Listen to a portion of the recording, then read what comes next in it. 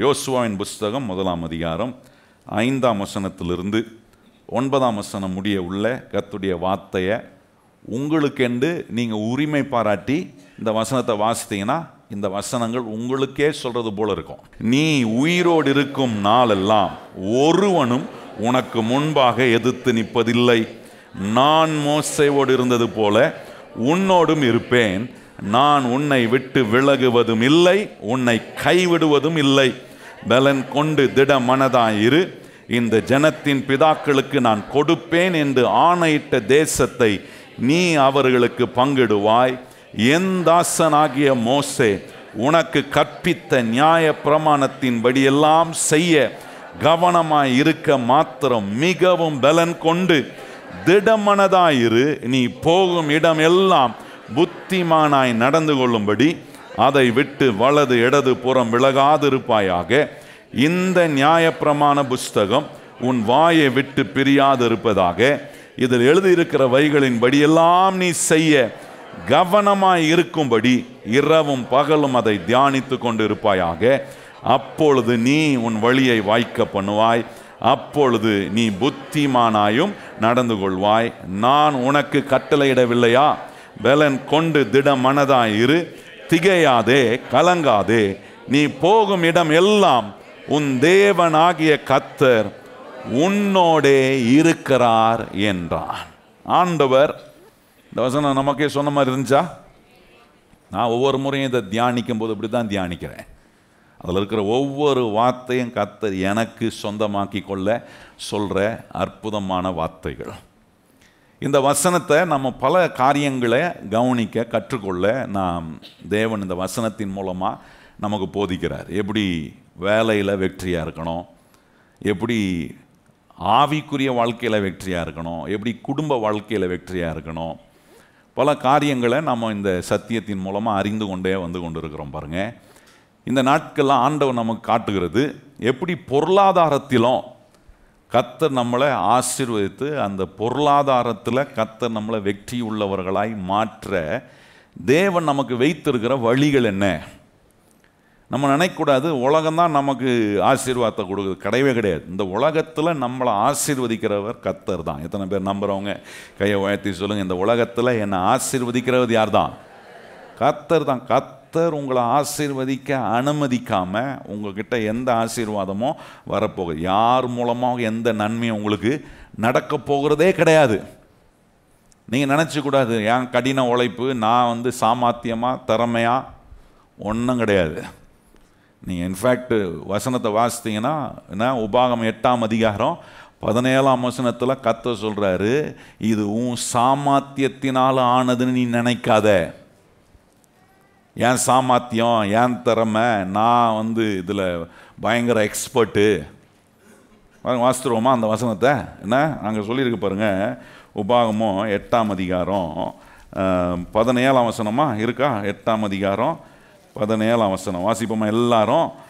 என் சாமர்த்தியமோ என் கையின் பலனும் இந்த ஐஸ்வர்யத்தை எனக்கு சம்பாதித்தது என்று நீ உன் இருதயத்தில் சொல்லிக் கொள்ளாது இருக்க எச்சரிக்கையாயிரு. நல்ல கவனி, என்ன சொல்ற? எச்சரிக்கையாயிருக்கணும்ன்றாரு. இது ஏன் சாமர்த்தியம், இந்த ஆசீர்வாதம் ஏன் திறமை? கிடையவே கிடையாது. என்னை திறமை உள்ளவன் ஆக்குறவர் கர்த்தர், என் மேலே ஆசீர்வாதத்தை வைக்கிறவர் கர்த்தர். அப்போ பொருளாதார ஆசீர்வாதம் நம்ம வாழ்க்கையில் வருவதுக்கு ஆண்டவர் வைத்திருக்கிற வழிகளை நம்ம அறிந்து கொள்ள வேண்டியது ரொம்ப முக்கியம். பாருங்க, ஆண்டவர் இந்த நாட்களில் பொருளாதாரத்திலும் கர்த்தர் நம்மளை மகிமையாக்குவார். பக்கத்தில் பார்த்து சொல்லுங்க, பொருளாதாரத்திலும் கர்த்தர் உங்களை மகிமைப்படுத்துவார். சொல்லுங்க பக்கத்தில் பார்த்து, பொருளாதார ஆசீர்வாதத்திலும் கர்த்தர் உங்களை என்ன பண்ணுவார்? பொருளாதாரத்தில் எல்லாத்துலேயும் நல்லா இருக்கிறேன், ஜெபம் பண்ணுறது நல்லா இருக்கிறேன், பைபிள் வாசிக்கிறதுல நல்லா இருக்கிறேன், ஆனால் பொருளாதாரத்தில் ஒன்றும் தேரலை அப்படின்னா நான் சொல்கிறேன், அது மகிமையான நிலை அல்ல. மகிமைப்படுத்துகிறதுல கர்த்தர் கவனமாக இருக்கிறார். அவர் மகிமை உள்ள தேவன், அதில் எந்த சந்தேகமும் இல்லை. தம்முடைய பிள்ளைகள் அவரிடத்தில் வர வர அவர் தம்முடைய பிள்ளைகளையும் கர்த்தர் மகிமை உள்ள நிலையில் கர்த்தர் மாற்றுகிறார்.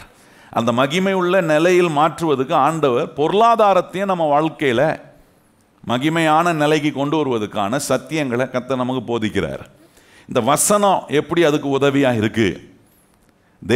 தேவன் தம்முடைய வசனத்தை ஜனங்களுக்கு எப்படி ஆசீர்வாதத்தை வர வைக்க உதவியான விதத்தில் நம்ம வாழ்க்கையில் அதை உபயோகப்படுத்த என்ன செய்யணும் அப்படின்றத ஆண்டவர் ரொம்ப அற்புதமாக சொல்லித்தரார் பாருங்க. நீங்கள் கவனிச்சிங்கன்னா இந்த இடத்துல ஆண்டவர் நம்ம காட்டுகிற ஒரு காரியம் 2 கொரிந்தியர் 3ஆம் அதிகாரம் 18ஆம் வசனத்தை கவனிக்கிறோம். அதில் என்ன சொல்கிறாரு?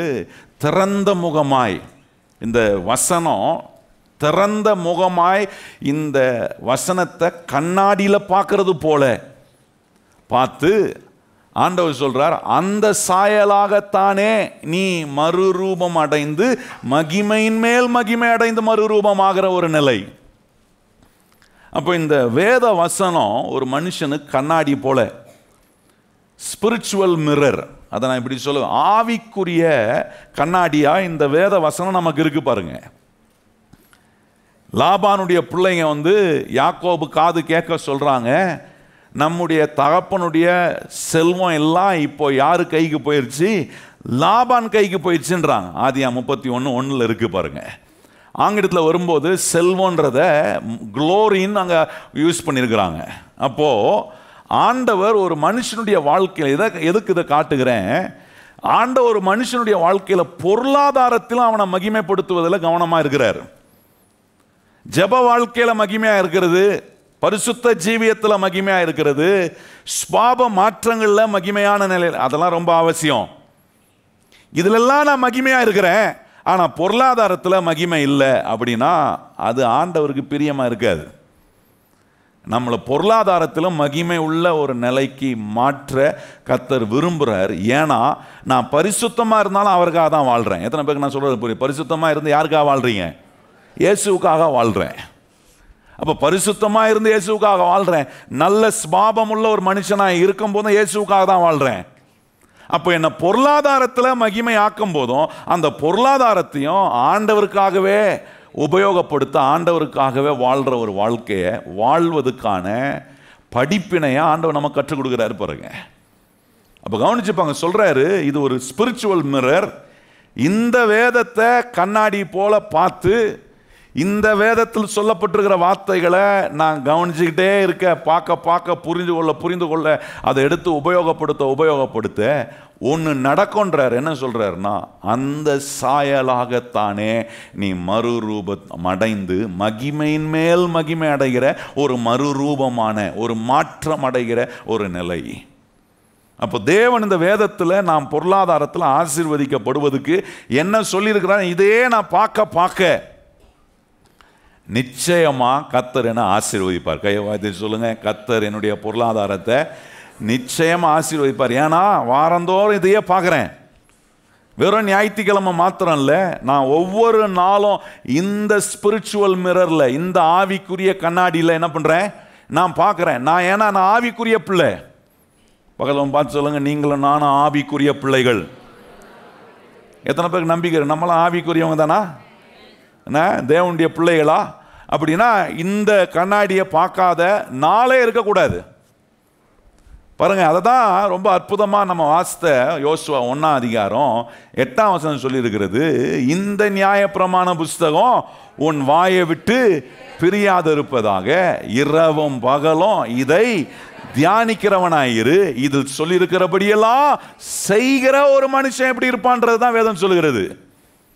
அப்போ கவனிச்சு பாருங்க, இந்த பாருங்க 2 கொரிந்தியர் 3ஆம் அதிகாரம் 18ஆம் வசனமும் சொல்லுது, இந்த கண்ணாடியை பார்க்க அந்த கண்ணாடியில் சொல்ல இருக்கிற வார்த்தையின் சாயலாகவே நான் மாறுறேன்.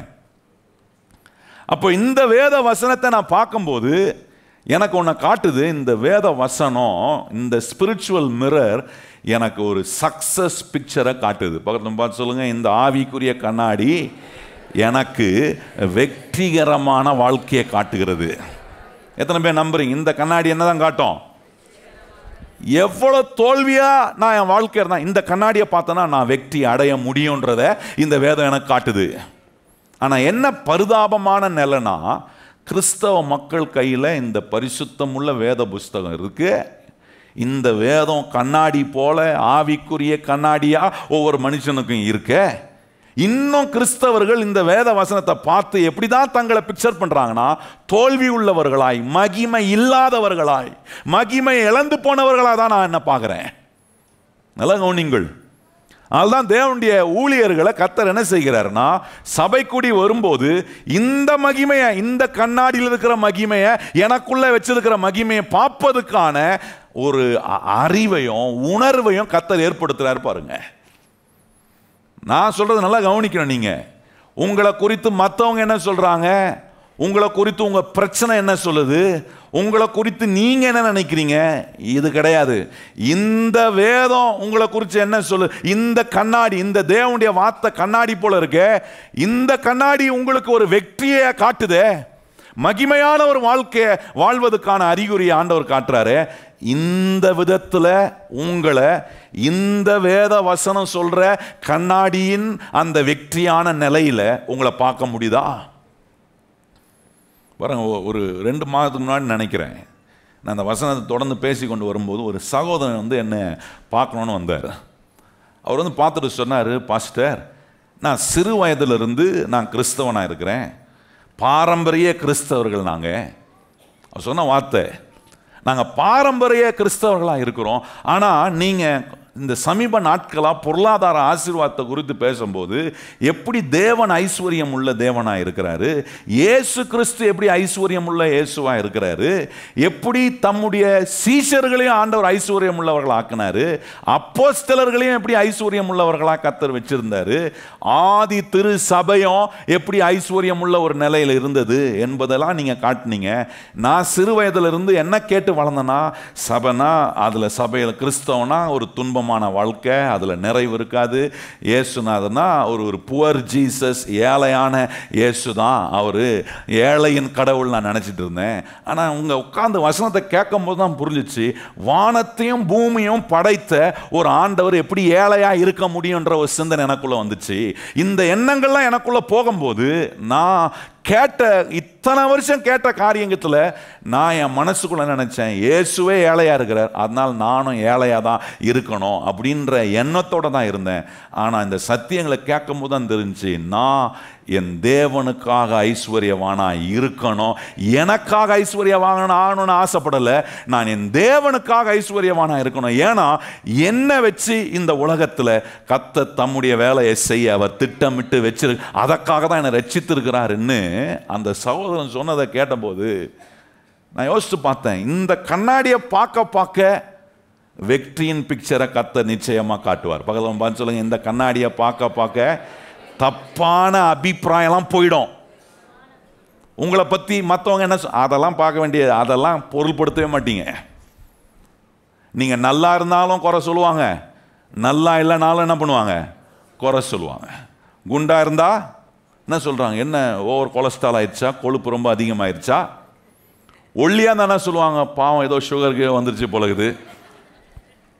எதுக்கு சொல்கிறேன், நீங்கள் நல்லா இருந்தாலும் குறை சொல்லுவாங்க, நல்லா இல்லைனாலும். அதனால அவங்க சொல்றதை பெருசாக நினைக்கவே கூடாது.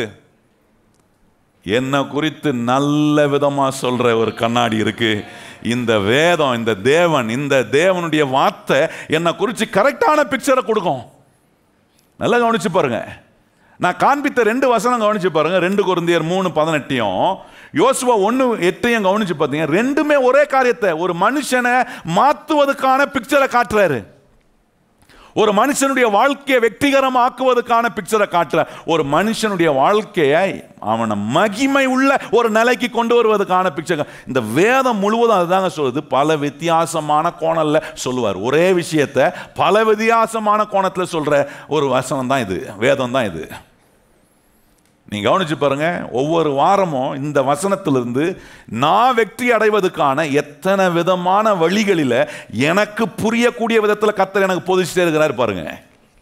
ஆனா பிக்சர் என்ன, நான் வெற்றியா இருக்கணும், கர்த்தருக்காக மகிமையா வாழணும், நான் கர்த்தருக்காக ஐஸ்வர்யமான, தரித்திரம் பிடிச்சவனா வாழக்கூடாது, நான் தோல்வி உள்ளவனா வாழக்கூடாது, கெட்ட சுபாவம் உள்ளவனா வாழக்கூடாது, இயேசு ஆண்டவராக ஏற்றுக்கொண்ட பிறகு பின்வாங்குற நிலை எனக்கு வரக்கூடாது. இந்த காரியம் என்ன காட்டுதுன்னா, நான் வெற்றியா இருப்பதுக்கு என்னெல்லாம் செய்யணும் என்பதுதான் ஆண்டவர் எனக்கு போதிக்கிறாரு.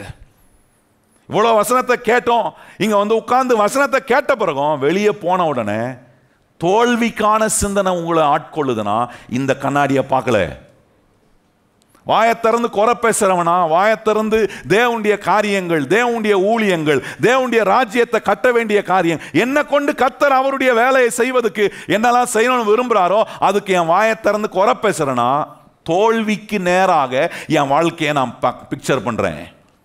மகிமைக்கு நேராக கொண்டு வரல. ஏன்னா இந்த கண்ணாடியை பார்த்தா இந்த கண்ணாடி எனக்குள்ள இருக்கிற மகிமையை காட்டும், என்ன அவருக்காக மகிமையா வாழ வைப்பதுக்கான அடையாளத்தை காட்டும். ஆனா இன்னைக்கு நான் அப்படி இல்லைன்னா இன்னும் என் சுபாவம் மாறல.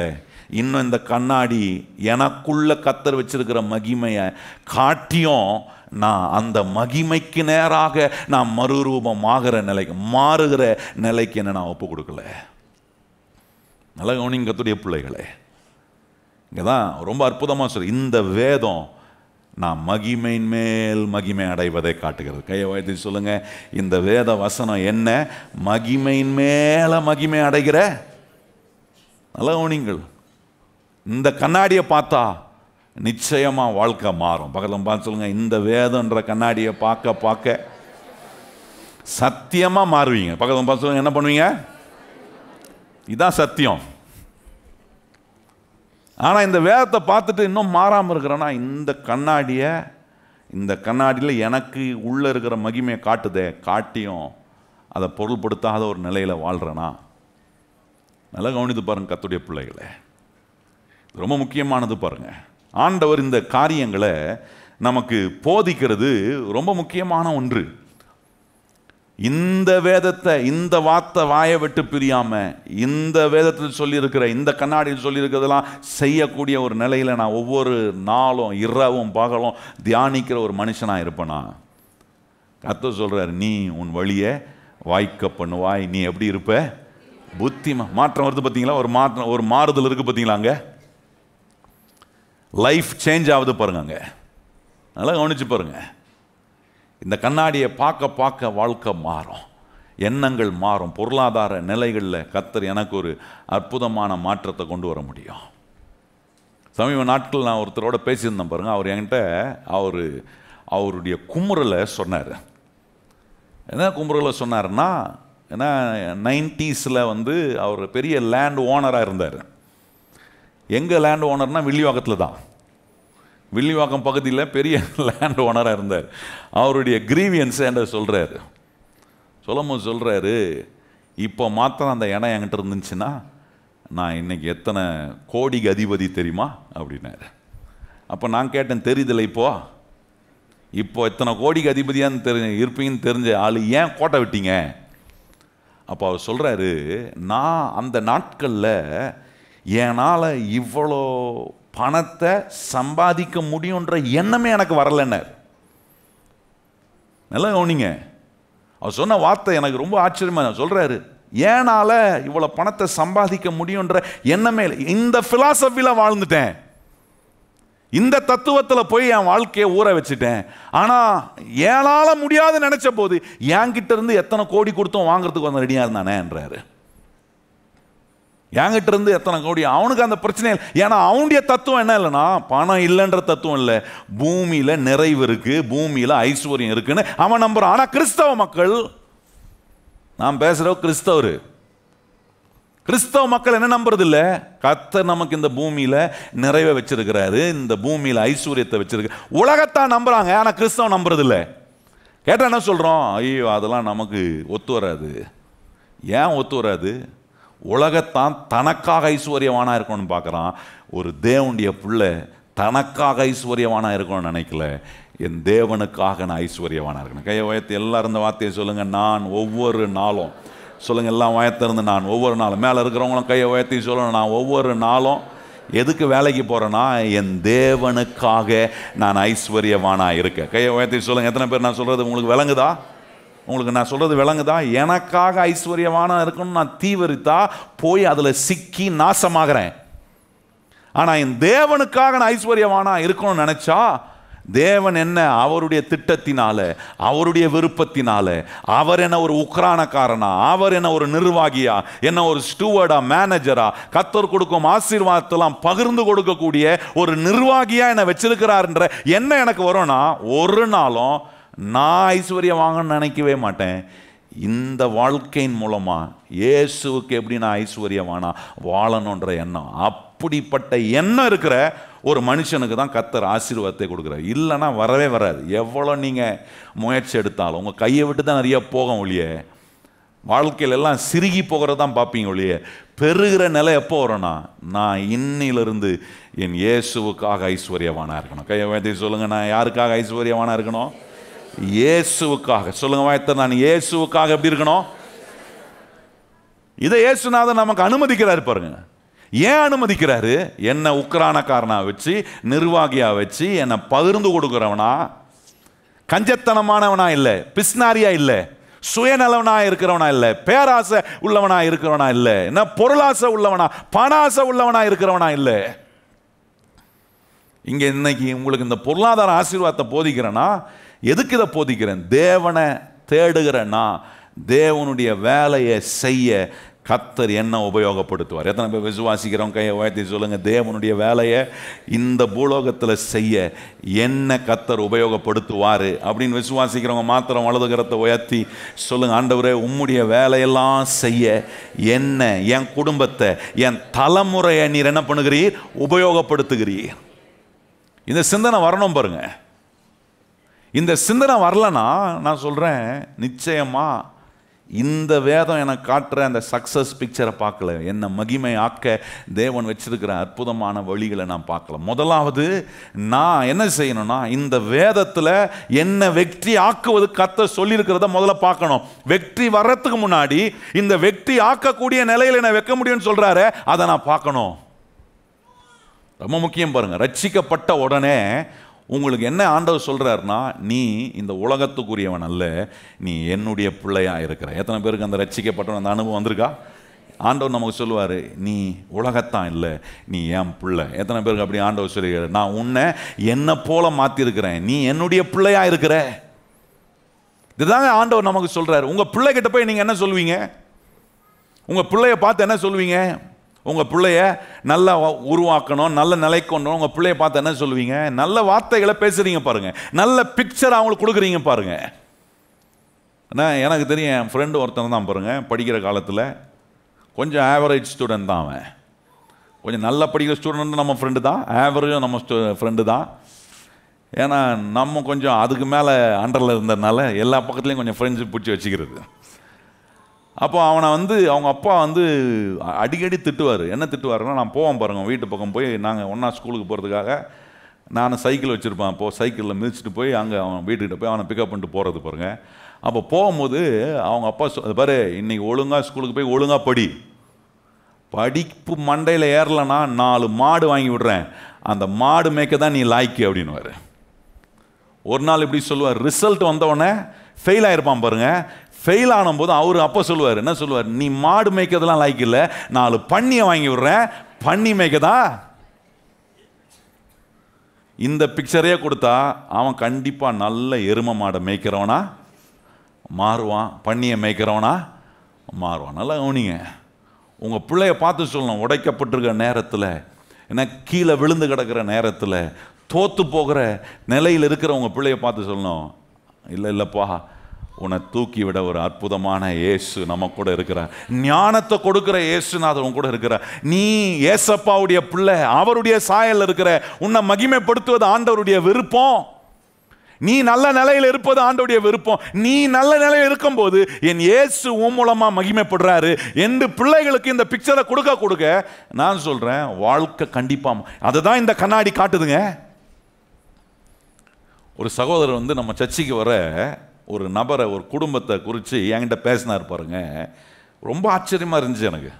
எப்படிலாம் அப்சர்வ் பண்ணுறாங்கன்றதை நீங்கள் விளங்கிக்கொள்ளணும்.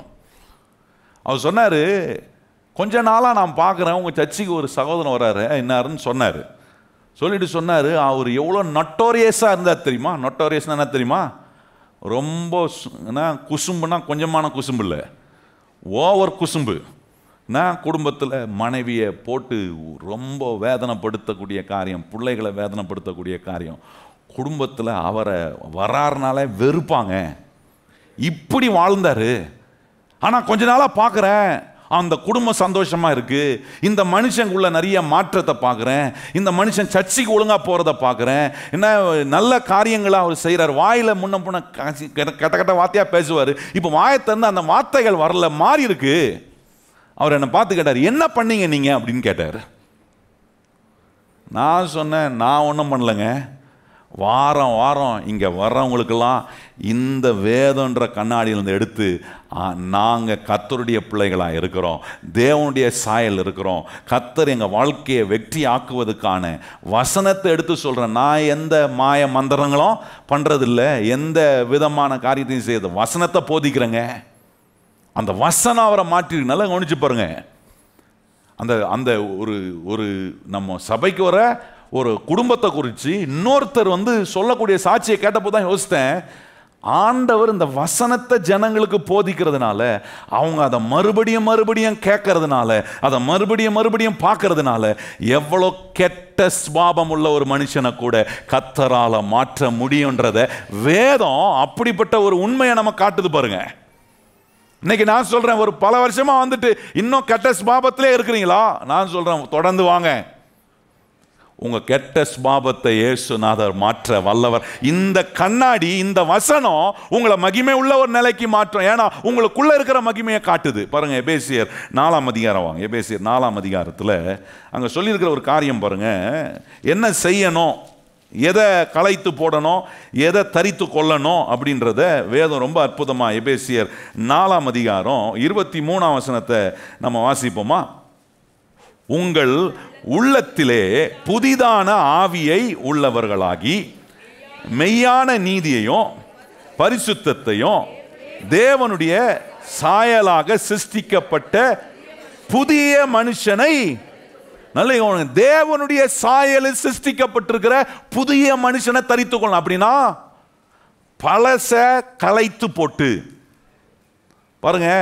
ஒரு சட்டை போட்டிருக்கீங்க, அழுக்காயிடுது, என்ன செய்யணும்? அந்த சட்டையை என்ன செய்யணும்? ஹலோ, சத்தமாக சொல்லுங்க, என்ன செய்யணும்? கழட்டி போடணும். கழட்டி போட்டால் தான் என்ன பண்ண முடியும்? கழுவ முடியும். அந்த பழைய மனுஷனை பாருங்க, பாவம்ன்றது பழைய மனுஷன், கெட்ட சுபாவங்கள் பழைய மனுஷன், இதெல்லாம் களைத்து போடுறோம். களைத்து போடுறது போல இந்த மனசுக்குள்ள நான் வெற்றியா இருக்க முடியாது, என் பொருளாதாரம் ஆசீர்வதிக்கப்பட முடியாது, நான் மகிமை உள்ள நிலைக்கு கர்த்தர் என்னை கொண்டு வர முடியாது என்கிற அந்த தரித்திரமான பழைய மனுஷனையும் களைத்து போடணும்.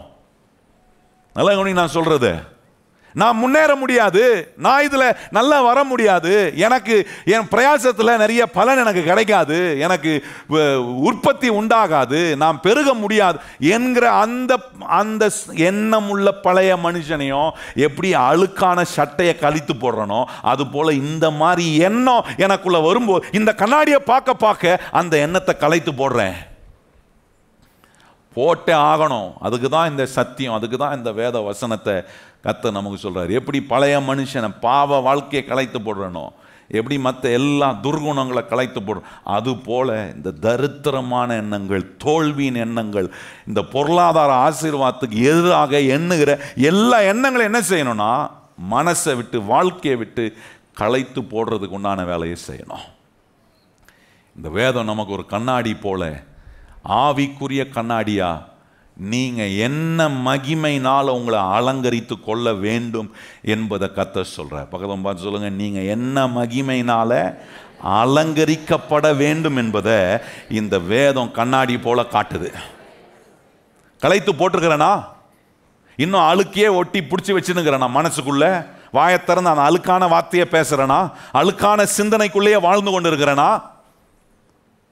சொல்ற, தேவனால சிருஷ்டிக்கப்பட்டிருக்கிற அந்த சாயலை தரித்து கொள்ற புது மனுஷனா, அந்த எண்ணத்தை உடைய ஒரு புது மனுஷனா நான் மாறணும். பாருங்க, நான் என் வழியை வாய்க்க பண்ண முடியும், நான் புத்திமான நடக்க முடியும். ஏன் நடக்க முடியும்னா இந்த வேதம் என்கிற கண்ணாடியை நான் பார்க்குறேன், நான் தியானிக்கிறேன், அதை என் வாயை திறந்து பேசுகிறேன், இதில் சொல்லியிருக்கிறபடியெல்லாம் செய்ய நான் என்னவா இருக்கிறேன், கவனமாக இருக்கிறேன். அதனால இப்போ மாற்றம், களைத்து போட வேண்டியதை களைத்து போடுறேன். நல்லா கவனிங்க கர்த்தருடைய பிள்ளைகளே, சில நேரம் கிறிஸ்தவ மக்கள் நம்ம தேவன் நமக்கு வச்சிருக்கிற இந்த மகிமையான நிலையில் நம்முடைய பொருளாதாரத்தை மாற்ற, நம்முடைய வாழ்க்கையை மகிமையான நிலைக்கு கொண்டு வர, நம்முடைய குடும்பத்தை தேவன் மகிமைப்படுத்த விரும்புகிற காரியத்தை குறித்த எண்ணங்களே இல்லை. அந்த எண்ணங்களுக்கு எதிராக இருக்கிற எண்ணம் இருக்கணும், அதை கலைத்து போடணும். ஒருத்தர் பாருங்க பேச்சிருந்ததை கேட்டேன் பாருங்க. உபாகமம் 28ஆம் அதிகாரம் 1 வசனத்திலிருந்து 14ஆம் வசனம் வரைக்கும் சொல்லப்பட்டிருக்கிற கர்த்தரின் ஆசீர்வாதம்.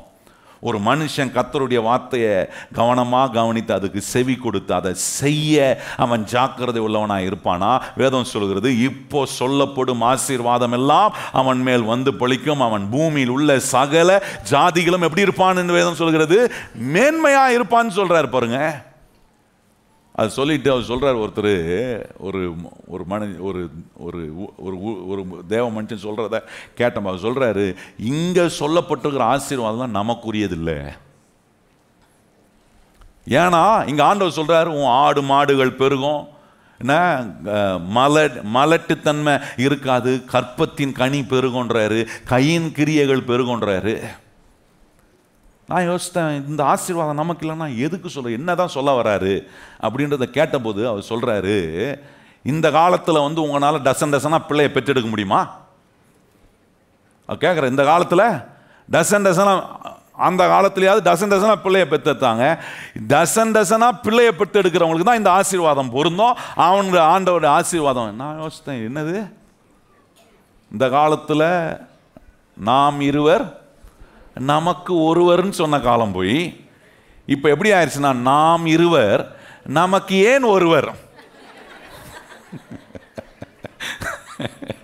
எப்படிப்பட்ட காலத்தில் வாழ்றாங்க யோசிச்சு பாருங்க. இன்னைக்கு கல்யாணம் பண்றதே யோசிக்கிறான், அப்புறம் எங்க சந்ததி, அப்புறம் எங்க இது. நான் இப்படி இருக்கிற காலத்தில் இப்படி ஒரு மனுஷன் சொல்றாரு பாருங்க. என்ன சொல்ற, இந்த ஆசீர்வாதம்லாம் யாருக்கு இல்லை? உனக்கு இல்லை, நமக்கு கிடையாது. டசனா பிள்ளையை பெற்று எடுக்கிறியா அப்படின்னா உனக்கு இந்த ஆசை. என்னங்க இது? ஆண்டவர் சொல்றார் மல்கியா தீர்க்கதரிசி புஸ்தகத்தில் 2ஆம் அதிகாரம் 15ஆம் வசனத்தை கவனிச்சீங்கன்னா, ஒரு மனுஷனை கர்த்தர் தெரிந்து கொண்டு, அந்த ஒரு மனுஷன் மூலமா கர்த்தர் என்ன கொண்டு வர விரும்புறாருன்னா, பக்தி உள்ள சந்ததியை கர்த்தர் கொண்டு. ஒரு மனுஷன் மூலமா ஏன் ஆண்டவருக்கு கோடி கோடியா மில்லியன்ஸா ஆண்டவர் ஜனங்களை உருவாக்குது ஒரே ஸ்டோக்ல ஆண்டவரால் உருவாக்கி இருக்க முடியாதா? நான் கேட்கிறேன், ஏன் ஆண்டவர் ஆதாம படைச்சு ஏவாளை படைச்சு அந்த 2 பேரை படைச்சது போல என்ன 2000 கோடிக்கணக்கான மக்களை படைச்சிருக்கலாமே? எத்தனையோ கோடிக்கணக்கான மக்களை ஆண்டவர் அப்படின்னும் போது உண்டாக்கி இருக்கலாமே. ஆனா வேதம் சொல்லுது, ஒரு மனுஷனை கர்த்தர் உண்டாக்கி தமக்கென்று அவனை தெரிந்து கொண்டான். அவன் மூலமா பக்தி உள்ள சந்ததியை ஆண்டவர் என்ன செய்கிறாரா? கொண்டு வராரா. நல்லா கவனிங்க. என்னென்னமோ நம்ம கேட்டு என்னென்னமோ விதமாக பார்த்துக்கூடாது. ஆசீர்வாதம் எனக்கு இல்லை, இது இஸ்ரவேலுக்கு மாத்திரம் தான் சொந்தம், அவங்களுக்கு தான் சொந்தம், இவங்களுக்கு தான் அர்த்தம் சொல்கிறேன். இல்லை இல்லை, எந்த விதத்திலும் வேதத்தில் சொல்லப்பட்டிருக்கிற ஆசீர்வாதத்தை நீங்கள் உங்களை விலக்கி பார்க்க வேண்டியதே இல்லை. இந்த ஆசீர்வாதத்துக்கு எல்லாம் என்னை தகுதியாக்குறவர் இயேசு ஒருவரே. கையை சொல்லுங்க, என்னை தகுதியாக்குறவர் யாரு? இயேசுக்குள்ளே இருக்கிறனா, அதான் என்ட்ரி, அதான் என்ட்ரன்ஸ். அந்த என்ட்ரன்ஸ் ஒரு மனுஷனுக்கு இயேசுவின் மூலமாக உண்டாகும்னா, நான் சொல்கிறேன், அந்த மனுஷன் கண்டிப்பாக தான் வாழ்க்கையை எல்லா நிலையிலும் இந்த வேதம் காட்டுற மகிமை உள்ள நிலைக்கு தான் வாழ்க்கையை மாற்றலாம். நல்லா கவனிச்சு பாருங்க. ஜனங்களுக்கு ஆண்டவர் கொடுத்த ஆசீர்வாதம், ஆதாம் ஏவாளை பார்த்து சொன்னார், என்ன சொன்னார்? பழுகி பெருகி பூமியை நிரப்பி அதை கீழ்ப்படுத்தி என்ன பண்ணுங்கள்? ஆண்டு கொள்ளுங்கன்னு சொன்னார். ஆண்டவர் எப்பொழுதுமே பெருக்கத்தின் மேல கண்ணு வைக்கிறார், மகிமைப்படுத்துவதில் தேவன் அக்கறையா இருக்கிறார். பக்கத்துல பார்த்துங்க, உங்களை மகிமைப்படுத்துவதில் கர்த்தர் ரொம்ப அக்கறையா இருக்கிறாரு. அந்த மகிமையின் பிக்சரை இந்த கண்ணாடியின் மூலமா எனக்குள்ள வச்சிருக்கதை நான் தினந்தோறும் பார்க்கணும். நான் பார்க்க தவறுனா பிசாசு வேற எல்லா இந்த மகிமைக்கு ஆப்போசிட்டான காரியத்தை கொடுத்து இன்னும் பழைய மனுஷனாகவே எல்லா அழுக்கையும் கந்தலையும் எல்லா தரித்திரத்தையும் வெறுமையும் தாழ்ச்சியையும் என் மனசில் போட்டு சிந்திக்க வச்சு, இது இப்படிதான் நம்ம வாழ்க்கை, என்ன கஷ்டப்பட்டாலும் இது மாறவா போகுது. நான் நிறைய பேர் காதால சொல்லி கேட்டிருக்கிறேங்க, என்னத்தை பண்ணி என்ன செஞ்சு என்னத்தை ஆண்டவரை தேடி வந்து என்னத்தை ஜெபம் பண்ணி என்னத்தை கேட்டு என்ன மாறிடாவ போகுது. எந்த அளவுக்கு பழைய மனுஷன்ற அந்த தரித்திரமான எண்ணத்தை இன்னைக்கு கிறிஸ்தவர்கள், ரட்சிக்கப்பட்டவர்கள் இன்னும் தரித்துட்டே இருக்கிறாங்க. எந்த எண்ணத்தை? பழைய மனுஷன், தரித்திரம் பிடிச்ச எண்ணத்தை தரித்து கொண்டு இருக்கிறோம்.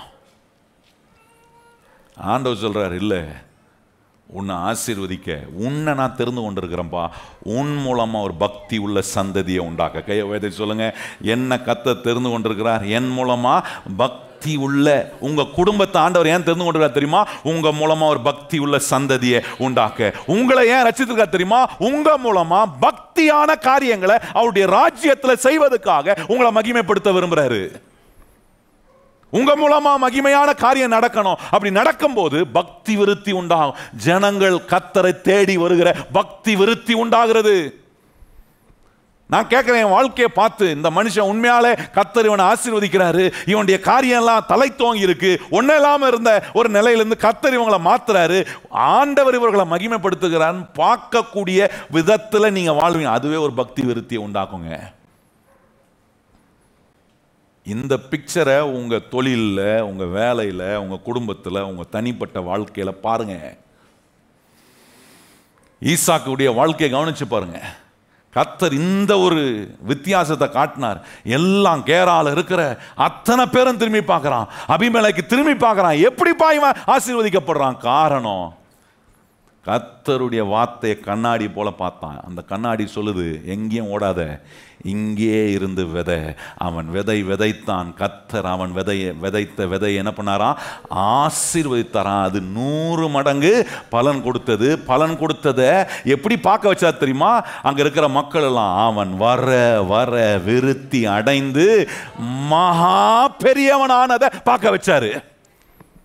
பக்கத்தில் பார்த்து சொல்லுங்க, உங்களை மகா பெரியவர்களா ஆக்கிறத கர்த்தர் பார்க்க வைப்பார். இன்னைக்கு நம்ம சிறிய இருக்கிறத பார்க்குறாங்களா? இவங்க ஒன்றும் இல்லாதவங்க, இவங்களுக்கு நம்ம தான் ஏதாவது பார்த்து உதவி செய்யணும் அப்படின்ற நிலையை பார்த்துருக்குறாங்களா? இந்த கண்ணாடியை பார்த்து இந்த வேதம் சொல்கிறபடி நீங்கள் மாற ஆரம்பிச்சிங்கன்னா, எந்த வாய் இப்படி பேசிச்சோ இப்போ வேற மாதிரி பேசும். எப்படியோ இருந்தவங்க இப்போ வர வர விருத்தி அடைந்து மகா மேன்மையான நிலையில் கர்த்தர் இவங்களை வச்சிருக்கிறாரே. இப்படிதான் நடந்துச்சு. லாபானுடைய பிள்ளைங்க என்ன பேசுறாங்க? யாக்கோபுடைய காது கேட்க பேசுறான். இது வரைக்கும் நம்ம அப்பா கிட்ட இருந்த சொத்தெல்லாம் இப்ப அவன் கையில போயிருச்சப்பா, இந்த மகிமையெல்லாம் இப்ப அவன் கைக்கு திரும்பிருச்சே. தன்னை கர்த்தர் மகிமை உள்ள பாத்திரமா மாத்த வல்லவராக இருக்கிறார்ன்றதை நம்புங்க.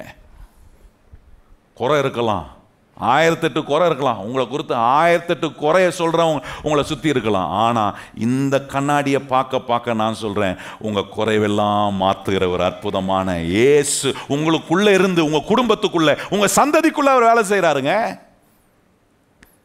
நிறைய நேரம் கிறிஸ்தவங்களுக்கு இருக்கிற ஒரு பெரிய சந்தேகம் என்னன்னா, அவங்க சொல்லுவாங்க பாருங்க, இது ரொம்ப ஆண்டவருடைய ஆசீர்வாதத்தையும் ஆண்டவருடைய செழிப்பையும் ரொம்ப கவனம் செலுத்த நாம் அதில் விழுந்துருவோம். அதான் நான் சொன்னேன், நான் ஒரு உக்ரானை, நான் ஒரு நிர்வாகி, நான் ஆண்டவருடைய ஆசீர்வாதத்தை பகிர்ந்து கொடுக்குற ஒரு கருவின்றது எனக்கு தெரிஞ்சா நான் விழுறதுக்கு வாய்ப்பே கிடையாது. ஏன்னா எனக்கு தெரியும், இந்த ஐஸ்வர்யம்லாம் ஏன் சாமர்த்தியத்தினால வந்தது கிடையாது. என்னை ஆசீர்வதிக்கிறவர் கர்த்தர். ஏன் ஆசீர்வதிக்கிறார்? இந்த ஆசீர்வாதத்தை அவருக்கெண்டே உபயோகப்படுத்த என்னை ஆசீர்வதிக்கிறாரு. இந்த எண்ணம் இருக்கிற ஒரு மனுஷன் கண்டிப்பாக விழவே மாட்டான்.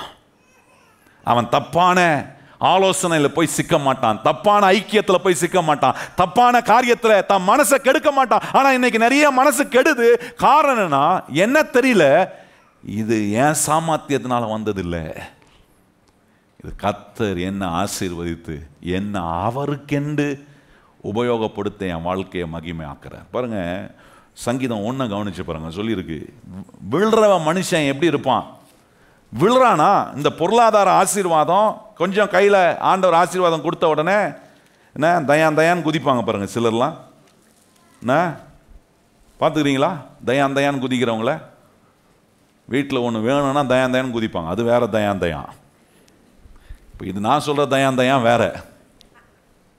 காசு கொஞ்சம் வந்துச்சுன்னா பார்க்கணுமே ஆளுடைய தோரணை. அந்த தயான் என்ன தெரியும்? பந்தா. பந்தா காட்டுவார். அந்த பந்தா காட்டுற நிலையெல்லாம் இருந்துச்சுன்னா, இப்போ நான் வாசிக்கிறேன் பாருங்க, அதில் விழுந்து போனாருன்னு அந்த விழுந்துட்டாரு. நான் விழுறவனா இருக்கிறேன்னா கர்த்தர் கொடுக்குற ஆசீர்வாதத்தை கர்த்தருக்கு என்று உபயோகப்படுத்துகிற ஒரு உக்ரானக்காரனா நிர்வாகியா இருந்தா என் கையில் கர்த்தர் என் வாழ்க்கையை இந்த பொருளாதாரத்தில் மகிமையாக்குவார். நல்லா கவனிங்கள். இப்படி பார்க்கணும், ஆண்டவரே நான் இப்படி இருக்கணும், இதற்காகவே தான் என்னை ஆசீர்வதிக்கிறீர், இதில் எனக்கு வேற எந்த எண்ணமும் இல்லை, இது ஏன் சாமர்த்தியம் இல்லை, ஏன் திறமை இல்லை, இந்த ஐஸ்வர்யம் இந்த ஆசீர்வாதம் இந்த செழிப்பு ஏனால வந்ததில்லை, நீர் எனக்கு கொடுக்குற ஆசீர்வாதம், இதை நான் என்ன செய்யணும்னு எனக்கு நீர் கற்றுக் கொடுக்குறீங்க. நான் ஒரு உக்ரானனா, நான் ஒரு ஸ்டூவர்டா, ஒரு நிர்வாகியா, ஒரு மேனேஜரா, ஒரு டிஸ்ட்ரிபியூட்டரா, அதை பகிர்ந்து கொடுக்குற ஒரு பகிர்ந்தளிக்கிற ஒரு பாத்திரமா நான் கடைசி வரைக்கும் உமக்காகவா அப்படின்னா, உங்ககிட்ட கர்த்தர் என்னெல்லாம் கொடுக்குறாரோ அதை அத்தனையும் கர்த்தர் விரும்புகிறத செய்கிறதுக்கு உங்கள் கரம், உங்கள் வாழ்க்கை, உங்கள் இருதயம் மிக சந்தோஷம் உள்ள ஒரு நிலையில் உபயோகமாகும். பாருங்கள், எங்கள் 1ஆம் வசனம் பாருங்கள் என்ன சொல்கிறாரு. விழுந்து போகிறான் பாருங்க.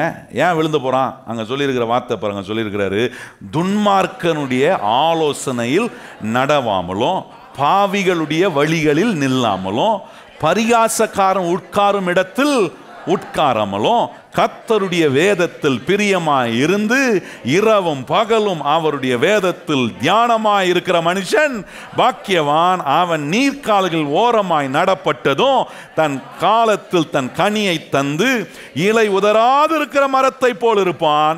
அவன் செய்வதெல்லாம். அந்த முதல் வசனம் தான் ரொம்ப முக்கியம். ஏன் விழுந்து போறான்? அங்க பார்த்து சொல்லி துன்மார்க்கனுடைய ஆலோசனையில். அப்படின்னா அட்வைஸ் கொடுக்கறதுக்கு நிறைய பேர் இருப்பாங்க. அதான் கவனிங்க, நிறைய அட்வைஸ் கொடுக்க என்ன, நீங்க கேட்கறதுனால வர்றவங்கள உங்களுக்கு ஆட்டோமேட்டிக்காக வந்துடுவாங்க, திடீர்னு முளைச்சிடுவாங்க. அவங்க கொடுக்குற பாருங்க 100க்கு 99% உங்களுக்கு ஆலோசனை கொடுக்குறவங்க எல்லாம் கேட்ட ஆலோசனை தான் கொடுப்பாங்க. ஏதோ 1% அபூர்வமாக என்ன பண்ணுவாங்கன்னா ஒரு நல்ல ஆலோசனை கிடைக்கும். ஆனால் வேதம் சொல்லுகிறது, ஒரு மனுஷனுக்கு துன்மார்க்கனுடைய ஆலோசனை நடக்காமல் இருக்கணுமா, பாவிகள் உட்கார்கிற இடத்தில் உட்காராமல் இருக்கணுமா, பரிகாசக்காரனுடைய என்ன காரியத்தில் நான் ஈடுபடாமல் இருக்கணும்னா, அங்கே சொல்லியிருக்கு இந்த வேதம், இந்த வசனம் கண்ணாடி போல இருக்கு, ஆவிக்குரிய ஒரு கண்ணாடியாக இருக்கு. இந்த கண்ணாடி நமக்கு ஒவ்வொரு நாளும் அட்வைஸ் கொடுக்குது. நல்லா கவனிங்கள். பாருங்க, இந்த முதல் வசனத்தை ஆம்பிளிஃபைட் வெர்ஷனில் போடும்படி கேட்குறேன். Blessed, happy, fortunate, prosperous and invaluable is a man who walks and lives. அடுத்தது, not in the counsel of ungodly, following their advice, their plans and purpose. Second part அங்கே சொல்லியிருக்கு பாருங்க, ungodly, following their advice. அந்த வார்த்தை வந்துருக்கு பாருங்க, advice, அவங்களுடைய plan, அவங்களுடைய பர்பஸ், அவங்களுடைய திட்டம், அவங்களுடைய நோக்கம், அவங்களுடைய ஆலோசனை, அட்வைஸ். அந்த அட்வைஸ்ன்ற வார்த்தை பாருங்க, இன்னைக்கு நிறைய பேர் அட்வைஸ் கொடுக்க வந்துருவாங்க. ஆலோசனை கொடுக்கறதுக்கு பஞ்சமே கிடையாது. ஏகப்பட்ட பேர் உலகம் ஆலோசனை கொடுக்குது, நியூஸ் சேனல் ஆலோசனை கொடுக்குது, யூடியூப்ல என்னென்னமோ யார் யாரோ அட்வைஸ் கொடுக்குறாங்க, ஆலோசனை கொடுக்குறாங்க. ஒல்லி ஆகிறதுக்கு ஒரு அட்வைஸ் கொடுக்குறான், ஒல்லியாக இருக்கிறவங்க குண்டாகிறதுக்கு ஒருத்தன் அட்வைஸ். எத்தனை காரியத்தை அவன் கொடுக்குற அட்வைஸை ஃபாலோ பண்ணி கடைசியில் என்ன சொல்கிறாங்க? பொய்க்காரன் சொல்கிறான்.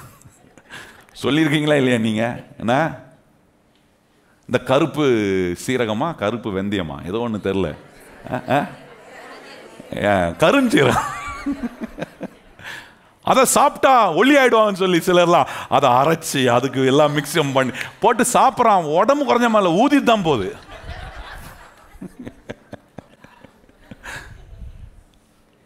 கொஞ்ச நாள் ஃபாலோ பண்ணிட்டு ஒரு மாதம் பல்ல கழிச்சு ஃபாலோ பண்ண, அதுக்கப்புறம் அடுத்த மாதம் நீங்கள் கரெக்டாக உங்களுக்கு திருப்பியும் அதே ரீல் வரும் இன்ஸ்டாவில், கருஞ்சீரகம். ஆடா பாவி, ஒரு மாதம் நீங்கள் ஃபாலோ பண்ணி பொய்க்காரன் அப்படின்னு நீங்கள் எத்தனை முறை அவனை திட்டிருப்பீங்க. ஆலோசனை பாருங்க எல்லா இடத்துலையும் வரும், எல்லா இடத்துலையும் வரும். ஏன்? கிறிஸ்தவங்களுக்கு என்ன பண்ணுவாங்க? ஆலோசனை கொடுப்பாங்க. அதோடு நிறுத்திக்கிறேன் நான். நமக்கு ஆலோசனை எங்கேருந்து வரணும் தெரியுமா? இந்த வேத வசனத்திலிருந்து நமக்கு ஆலோசனை வரணும்னா இந்த கண்ணாடியை நான் என்ன பண்ணணுமா பார்க்கணும். அது அடுத்த 2ஆம் வசனம் சொல்லுங்க, கர்த்தருடைய வேதத்தில் பிரியமாய் இருந்து. அப்படின்னா இந்த கண்ணாடியை பார்க்கணும், மறக்க கூடாது. இங்க இருந்து எனக்கு அட்வைஸ் வரணுமே. நிறைய பேருடைய வாழ்க்கை மகிமையாக இல்லாம போகிறதுக்கு ஒரே காரணம் தேவனுடைய வார்த்தையிலிருந்து உண்டாகிற அட்வைஸ். தேவன் நமக்கு கொடுக்கிற ஆலோசனை. ஒவ்வொரு முறையும் சர்ச்சைக்கு வரும்போது என் வாழ்க்கையை மகிமையாக்க, என் வாழ்க்கை வெற்றி உலகமாக இருக்க, பொருளாதாரம் ஆசீர்வதிக்கப்பட ஆலோசனை கொடுக்கிறார் பாருங்க. கொடுக்கறத பார்க்கறதில்ல, கேட்கறதும் இல்லை, ஃபாலோ பண்றதும் இல்லை. பாருங்க, ஒரு இடத்துல வருவோம், ஏசாயா 48ஆம் அதிகாரம் வாங்க. ஏசாயா 48ஆம் அதிகாரம். ஏசாயா 48ஆம் அதிகாரம். ஏன் இஸ்ரவேல் மக்கள் பிரச்சனையிலும் ஆசீர்வாதத்தை இழந்து வாழ்கிற நிலை ஏற்பட்டது என்பதை வேதம் ரொம்ப அற்புதமா சொல்லுது பாருங்க. ஏசாயா 48ஆம் அதிகாரம் 17ஆம் வசனத்தை வாசிப்போமா? இஸ்ரவேலின் பரிசுத்தராய் இருக்கிற உன் மீட்பரான கர்த்தர் சொல்லுகிறதாவது, பிரயோஜனமாய் இருக்கிறதை உனக்கு போதித்து நீ நடக்க வேண்டிய வழியை உன்னை நடக்க வேண்டிய வழியிலே உன்னை நடத்துகிற உன் தேவனாகிய கர்த்தர். எவ்வளவு அற்புதமா சொல்றாரு பாருங்க. பிரயோஜனமா, ப்ராஃபிட் ஆனதை நான் உனக்கு டீச் பண்ணுவேன்றாரு. எனக்கு ரொம்ப பிடிச்சது என்னன்னா, God is the best teacher of profit. அது இன்னும் கொஞ்சம் ஸ்ட்ராங்கா சொல்லணும், the word of God is the best teaching for your life profit. உங்க வாழ்க்கை லாபமாகிற விதத்தில் போதிக்கக்கூடிய ஒரு காரியத்தை கர்த்தர் நம்ம கையில் கொடுத்து, இந்த கண்ணாடியை கர்த்தர் நம்ம, இந்த கண்ணாடியை பார்த்தனா நான் ப்ராஃபிட் ஆகிறதுக்கானதை சொல்றாராம். அங்க சொல்றது பாருங்க, உன் மீட்பரான கர்த்தர் சொல்லுகிறதாவது, பிரயோஜனமாய் இருக்கிறதை உனக்கு போதிக்கிறேன்றார். உனக்கு அட்வைஸ் பண்றேன், நீ நல்லா ஆகிறதுக்கான அட்வைஸை கொடுக்குறேன். உன் பொருளாதாரம் நல்லா ஆகிறதுக்கான அட்வைஸை கொடுக்குறேன். நீ உன் வாழ்க்கை நல்லா ஆகிறதுக்கான அட்வைஸை கொடுக்குறேன். உன் குடும்பம் நல்லா ஆகிறதுக்கான அட்வைஸை கொடுக்குறேன். உன்னுடைய உறவு, கணவன் மனைவின்ற உறவு நல்லா ஆகிறதுக்கான அட்வைஸை கொடுக்குறேன். பிரயோஜனமானதை செய்யக்கூடிய காரியத்தை செய்கிறேன். நீ நடக்க வேண்டிய வழியிலே உன்னை நடத்துகிற உன் தேவனாகிய அட்வைஸ் கொடுக்கிறது மாத்திரம் இல்ல, உன்னை நடக்க வேண்டிய வழியில் நடக்க வைக்கக்கூடிய காரியம். பலன் இல்ல, முடியலப்பா, கர்த்தர் சொல்ல, வா நடக்க வைக்கிற உன்னை. இவ்வளோ சொல்ற ஆண்டவர் பாருங்க, அடுத்த வசனம் சொல்லியிருக்கு, என் கற்பனைகளை கவனித்தீர்களானால் நலமா. என்ன சொல்ற, என் கற்பனை இவ்வளவு சொன்னனே, இதை நீ கவனிச்சிருந்தா, இதை கொஞ்சம் காது கொடுத்து கேட்டிருந்தா, இதன்படி செய்ய நீ கவனமா இருந்தா, ஆண்டவர் சொல்ற நலமா. இஸ்ரவேல் மக்களை பார்த்து சொல்றாரு, இஸ்ரவேல் ஜனங்களை பார்த்து சொல்றாரு, நான் உனக்கு இவ்வளவு சொல்றேனே, உனக்கு பிரயோஜனமானதை, உன் வாழ்க்கையை லாபமாக்க, ப்ராஃபிட்டை டீச் பண்ற ஒரு தேவனாவும் கூட இருக்கிறேனே. சபை நமக்கு லாபகமானதை போதிக்கிற இடம். கையை உயர்த்தி சொல்லுங்க, இயேசு தம்முடைய ஆலயத்திலிருந்து, கையை உயர்த்தி சொல்லுங்க, இயேசு தம்முடைய ஆலயத்திலிருந்து நமக்கு லாபகரமானதை என்ன பண்றாரு? உள்ள வரும்போதே வேற எண்ணத்துல வரக்கூடாது. சபை இன்னைக்கு என்ன செய்வாங்க, பாஸ்டர் நீங்க என்ன சொல்லுவார், அவர் லாபத்துக்கு சொல்றாரா? இப்படி யோசித்தீங்கன்னா பழைய மனுஷனை தரிச்சிருக்கிறேன், தரித்திரம் பிடிச்ச எண்ணம் ஒட்டிக்கிச்சு.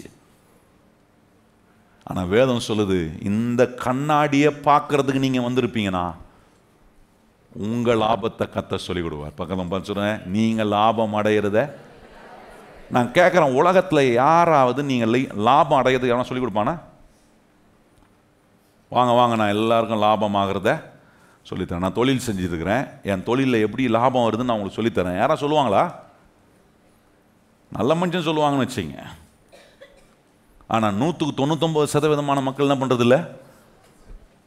ஏசு நான் சொல்கிறார், நீ எவ்வளோ கடனாளியாக இருந்தாலும், எவ்வளோ ஓட்டாண்டியாக இருந்தாலும், எவ்வளோ பாவியாக இருந்தாலும், எவ்வளோ மோசமானவனாக இருந்தாலும், அந்த நிலையிலிருந்து உன்னை லாபகரமாக்க, உன்னை நல்ல நிலைக்கு கொண்டு வருவதற்கான ப்ராஃபிட்டை டீச் பண்ணுறது மாத்திரம், அட்வைஸ் பண்ணுறது மாத்திரம் இல்லை, அந்த ப்ராஃபிட்டை உன் வாழ்க்கையில் வருவதற்கான விதத்தில் நம்மளை நடத்தி போகிற ஒரு தேவன் இருந்தோம். இங்கே என்ன சொல்கிறாரு, இஸ்ரவேல் ஜனங்களை பார்த்து சொல்கிறாரு, நான் சொன்னதை கேட்டிருந்தா நலமாக இருந்திருக்குமே, என் கற்பனைகளை நீ கேட்டிருந்தா நலமாக இருந்திருக்குமே. நீ பெருகுவதற்காக நான் வச்சிருக்கிற என்னுடைய பிரமாணங்கள், என் கோட்பாடுகளை உன் வாழ்க்கையில நீ கை கொண்டு தான் நலமா இருந்திருக்குமே. நான் ஆசீர்வதிக்கப்பட, என் பொருளாதாரம் ஆசீர்வதிக்கப்பட, கர்த்தர் சொல்ல நான் விதைக்கணும், விதைக்கிறவனுக்கு அறுவடை இருக்கும்ன்றாரு. இதை நான் செய்ய என் ஆண்டவர் எனக்கு என்னுடைய லாபத்துக்காக சொல்றாரு. அங்கதான் பிசாசு கொண்டு வந்து நிறைய எண்ணத்தை போடுவான். எதுக்கு? சில நேரம் பாருங்க, கர்த்தருக்கு நம்ம சம்பாத்தியம் சின்னதா இருக்கிற வரைக்கும், குறைவா இருக்கிற வரைக்கும் கர்த்தருக்கு கர்த்தருடைய தசம பாகத்தை கொடுக்கிறது ஒரு பிரச்சனையும் இருக்காது. ஆனா சம்பாத்தியம் லட்சக்கணக்கா போகும்போது ஆண்டவருக்கு நிறைய கொடுக்கக்கூடிய ஒரு நேரம், வரக்கூடிய ஒரு நேரம் வரும். நம்ம எண்ணத்துல பிசாசு எதுக்கு இவ்வளவு கொடுக்கணுமா? ஏன்னா லாபத்தை நஷ்டமாக்குறதுக்கான எண்ணத்தை பிசாசு போடுவான். நல்ல கவனிங்கள். இது போல எல்லா காரியத்திலும், கர்த்தருடைய காரியத்தை உங்களுக்கு உதாரணமா சொல்றேன், இது போல வாழ்க்கை, இது போல குடும்பம், இது போல நம்முடைய எதிர்காலத்துக்கான காரியங்கள்ல நஷ்டமாகிறது. எதுக்கு இவ்வளவு கொடுக்கணும், எதுக்கு இவ்வளவு செய்யணும்? என்னைக்கு இந்த எண்ணம் வருதோ, தரித்திரத்தின் எண்ணம் பழைய மனுஷன் பிடிச்சிக்கிச்சு, அட்டை மாதிரி வந்து பிடிச்சிக்கும். அதை இயேசுவின் ரத்தத்தினால, சத்தியத்தினால உதறி தள்ளணும், களைத்து போடணும். அதை நல்ல கவனிங்க கர்த்தருடைய பிள்ளைகளை.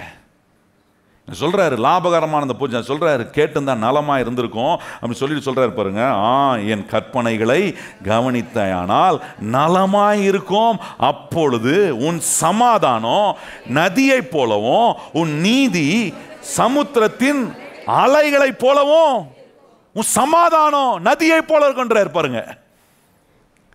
கேட்டிருந்தா, நான் சொல்லக்கூடிய லாபகரமான காரியத்தை நீ செஞ்சிருந்தா, நதி போல உன் சமாதானம் ஓடி இருக்குமே, உன் நீதி சமுத்திரத்தின் அலைகளை போல இருந்திருக்குமே. ஆனா இன்னைக்கு உடைக்கப்பட்ட நிலையில, சிறுகி போகிற நிலையில இருக்கிறேன். சமாதானத்தின் நதி ஓடல, ஆசீர்வாதத்தின் நதி ஓடல. வாழ்க்கையில குறைகள், தட்டுப்பாடுகள், இன்னும் இதிலேயே முறுமுறுத்துக்கிட்டே இருக்கிறேன். ஏன்னா மகிமை ஆக்க விரும்புற அந்த சிந்தை, அந்த பிக்சருக்கு நேரா என் வாழ்க்கையை நான் பார்க்கல. என்ன ஒரு உக்ரானக்காரனா, கர்த்தர் கொடுக்குற அட்வைஸுக்கு ஏத்தது போல என்ன மாத்தல. பக்கத்துல பார்த்து சொல்லுங்க, கர்த்தருடைய அட்வைஸ் உங்க வாழ்க்கையில ப்ராஃபிட்டை கொண்டு வரும். மறுபடியும் சொல்லுங்க, கர்த்தருடைய அட்வைஸ் உங்க வாழ்க்கையில ப்ராஃபிட்டை கொண்டு வரும். ப்ராஃபிட்னா தெரியும் எல்லாருக்கும், அதெல்லாம் கரெக்டாக தெரிஞ்சு வச்சுருப்பீங்க. ப்ராஃபிட் வருங்க, ப்ராஃபிட்டே வரமாட்டுது. நிறைய பேர் சொல்ல தொழில் செய்கிறேன், ஒன்றும் லாபமே வரமாட்டு, அப்படியே கைக்கும் வாய்க்கும் எட்டி அப்படியே என்ன அப்படியே போயிடுது, அப்படியே டைட்டாக போகுது. நிறைய பேர் சொல்லி கேள்விப்பட்டிருக்கீங்களா? சில சொல்லுவாங்க, மாதம் சம்பளம் வருது, சம்பளம் வந்த உடனே அப்படியே டைட்டாக போகுது. எப்படியே டைட்டா போதா? ப்ராஃபிட் இல்லைன்னு அர்த்தம். ஹலோ, நான் சொல்ல புரியுதா உங்களுக்கு? நீங்க புரிகிற பாஷையில கர்த்தர் ஊழியக்காரமா பேசுறாரு. டைட் ஆகுது நம்ம வாழ்க்கையில, எல்லாம் எப்ப பார்த்தாலும் டைட்டா இருக்கு. ஒன்றும் இல்லை, அது இல்லை, இது இல்லை, அப்படியே அப்படியே பிடிச்சிக்கிட்டே போதுங்க. கிடையாது. லாபம் இருந்தா கர்த்தருடைய வேலையை மகிமையா செய்ய கர்த்தர் நம்மளை பயன்படுத்த. கையை வச்சு சொல்லுங்க, ஆண்டவரே எனக்கு லாபத்தை கொடுக்கிற கர்த்தருடைய அட்வைஸ் எனக்கு ஒவ்வொரு நாளும் இந்த வசனத்தினால உண்டாகுது பாருங்க. சொல்றாரு பாருங்க, நான் காட்டின பாருங்க, 2 கொரிந்தியர் 3:18, யோசுவா 1:8, இப்போ காட்டின சங்கீதம் 1லேருந்து 1ஆம் வசனத்துல 3ஆம் வசனம். இந்த வேதத்தில் பிரியமாய் இருந்து அந்த மனுஷன் நதி ஓரமாய் நாடப்பட்ட ஒரு மரத்தை போல இருப்பான். அவன் காலத்துக்கும் கனி கொடுக்கிறவனாய் இருப்பான். அவன் செய்வதெல்லாம் என்ன வாங்கன்றாரு, அவன் செய்வதெல்லாம் வாய்க்கணும்னா ப்ராஃபிட் இருக்கும்னு அர்த்தம். நல்லா கவனிங்க, நான் வேலை செய்கிறேன், எனக்கு லாபம் இல்லை அப்படின்னா அது கனி கொடுக்குற அனுபவம் இல்லை. நான் செய்கிறேன், நான் செய்வதெல்லாம் வாய்க்குது. ஏன்னா கர்த்தர் எனக்கு லாபத்தை கொடுக்குறார். ஏன்னா எனக்கு எல்லா ஆசீர்வாதத்தை கொடுக்குறவர் தேவன்.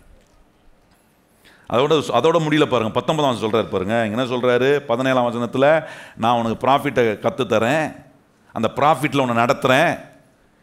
ஆனால் 18ஆம் சொல்றாரு, இதை கேட்கறதுக்கு நீ கொஞ்சம் கவனம் செலுத்தினா நலமா இருந்திருக்குமே அப்படின்ற, என் கற்பனைகளை நீ கேட்டிருந்தா நலமா இருந்திருக்குமே, நான் கொடுத்திருக்கிற என்னுடைய முறைமைகள் நீ கை கொண்ட நலமா இருந்திருக்குமேன்றாரு.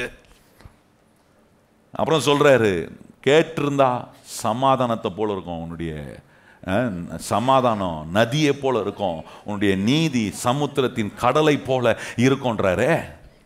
அடுத்த சொல்றாரு பாருங்க, 19ஆம் வசனம் சொல்றாரு, அப்பொழுது உன் சந்ததி மணலத்தனையாகவும் உன் கற்ப பிறப்பு அதன் அணுத்தனையாகவும் இருக்கும். அப்பொழுது அதன் பெயர் நம்மை விட்டு அற்று போகாமலும் அழிக்கப்படாமலும். நல்லா நீங்க என்ன சொல்றாரு, இந்த பூமியில தாம் தேவனுடைய அட்வைஸை கேட்கிற ஒரு மனுஷனுடைய வாழ்க்கை இந்த பூமியில அவனுடைய பேரை பெருசாக்கி அவன் பேரை எஸ்டாப்ளிஷ் பண்றாரு. அந்த மனுஷனுடைய பேர், அந்த மனுஷனுடைய சந்ததி இந்த பூமியில் எஸ்டாப்ளிஷ். அதுக்கு தான் நல்லா கவனிங்க, சர்ச்சைக்கு வரும்போது கை வீசிட்டு வந்துடக்கூடாது. சர்ச்சைக்கு வரும்போது மனைவி வந்திருக்கிறாங்களா, பிள்ளைங்க வந்திருக்கிறாங்களா பார்க்கணும். நான் போகிறேன் வந்துரு அப்படின்னு வேலைக்கூடாது. குடும்பமாக வரணும். குடும்பமாக வரும்போது இங்கே வேதம் சொல்லுது, கர்த்தர் உங்கள் பேரை இந்த பூமியில் என்ன பண்ணுறாராம், எஸ்டாப்ளிஷ் பண்ணுறாரு. எஸ்டாப்ளிஷ் பண்ண பெருசாக்குவார், பெரிய அளவில் உங்கள் பேரை ஆக்குவார். ஏன்னா உங்கள் சந்ததியை கர்த்தர் ஆசீர்வதிப்பதுக்கான வேலையை செய்கிறார். இந்த பிக்சர் இந்த கண்ணாடியில் பார்க்குறேன்னா இப்படி செய்யறதுக்கான அட்வைஸை பெற்றிருக்கிற ஒரு நிலையில் நான் இருப்பேனா, நான் கர்த்தரை ஆசீர்வதிக்கும் போது அந்த ஆசீர்வாதம் என்னை எந்த தப்பான விதத்தில் மயக்கி கீழே கொண்டு போய் விழ வைக்காது. நல்ல கவனிங்கள். வெறும் ஜென்ம ஸ்பாபம் உள்ள ஒரு மனுஷனா கர்த்தர் கொடுக்குற ஐஸ்வர்யத்தையும் ஆசீர்வாதத்தையும் பொருளாதார நன்மையும் பார்ப்பனா, நான் சொல்றேன் பணம் பணம் பணம் பணம் பின்னாடியே போய் பணத்தின் ஆசையில் எல்லா தீமையும் செய்கிறவனா மாறிடுவேன். ஆனால் வேதம் சொல்லுகிறது, ஆண்டவர் என்னை ஆசீர்வதித்து என்ன தேவனுடைய பிள்ளையா, ரோமர் 8ஆம் அதிகாரம் 14-15 கவனிச்சிங்கன்னா சொல்றாரு, என்னை கர்த்தருடைய பிள்ளையா வச்சு ஆவியானவர் எனக்குள்ள இருந்து தம்முடைய தேவ வசனத்தை எனக்குள்ள துணிக்க பண்ணி என்ன பண்றாரு, இப்போ இந்த வசனம் பரிசுத்த ஆவியானவர் மூலமா எனக்குள்ள ஆண்டவர் கொடுத்திருக்கிற ஆசீர்வாதத்தை வெற்றிகரமான நிலையில, பிரயோஜனமான நிலையில, லாபகரமான விதத்தில் நான் என் வாழ்க்கையை உபயோகப்படுத்த, என்னை எப்பொழுதும் வெற்றி சிறக்க பண்ணுகிற, என்னை எப்பொழுதும் ஆசீர்வதிக்க, என் வாழ்க்கையை மகிமையாக்க விரும்புகிற கர்த்தருக்கு நேராக திருப்புறேன். தாவீது ஒரு அற்புதமான உதாரணம். கவனிச்சு பாருங்க, 1 நாளாகமம் 29ஆம் அதிகாரத்தில் தாவீது கையில் அவன் எண்ணம் பாருங்க, அவனுடைய ஆட்டிடியூட் எப்படி இருந்துச்சு பாருங்க.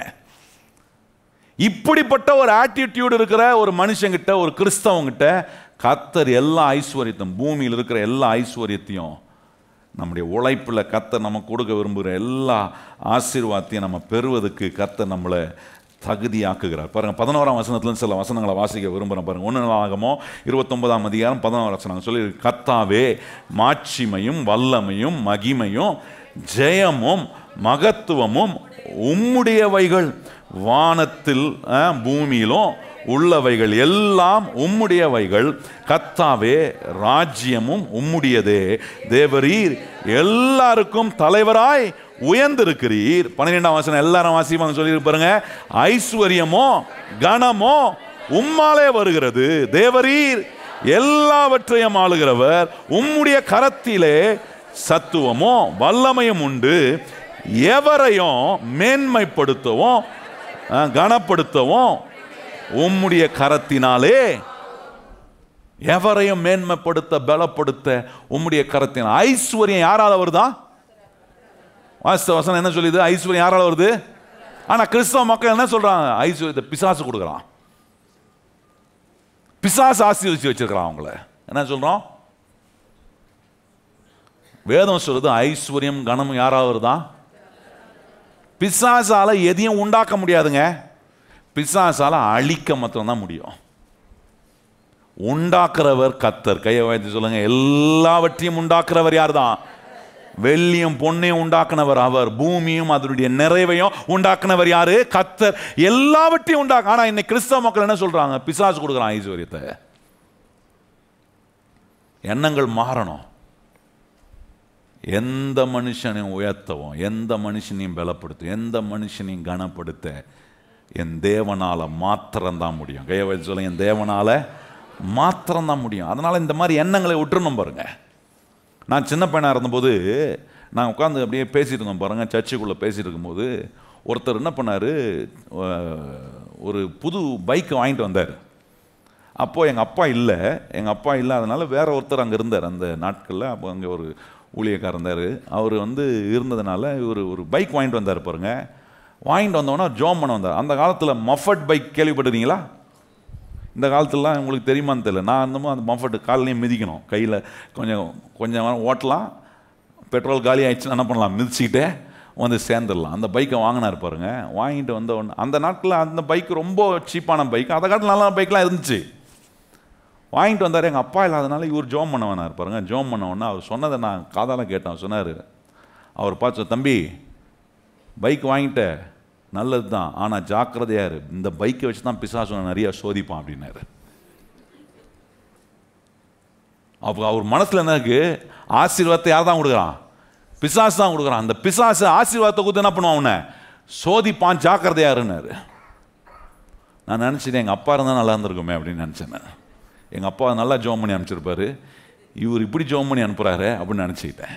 நம்ம கொஞ்சம் சந்தோஷமாக வந்தவர் அப்படியே கேட்டோன்னா அவருக்கு ரொம்ப சோகமாயிடுச்சு. நிறைய பேருடைய மனசில் எண்ணங்களில் என்ன நினைக்கிறோம், பிசாசு தான், ஐஸ்வர்யம் பிசாசு தான். கிடையவே கிடையாது. எந்த மனுஷனையும் உயர்த்தவும் மகிமைப்படுத்தவும் கனப்படுத்தவும் கர்த்தராலே முடியும். கையை வச்சு சொல்லுங்க, எத்தனை பேர் நம்புறீங்க உங்களை கனப்படுத்துவாரா? ஏன் கனப்படுத்துவார்னா, இந்த கண்ணாடியை பார்க்குறேன், இந்த கண்ணாடி சொல்கிறபடி நான் செய்கிறேன், இந்த வசனம் என்ற கண்ணாடி எனக்கு என்ன சொல்லுதோ, என்ன மாற சொல்லுதோ மாறுறேன், அதுக்கு ஏதுவா என் வாழ்க்கையை நான் மாற்றி அமைக்கிறேன்.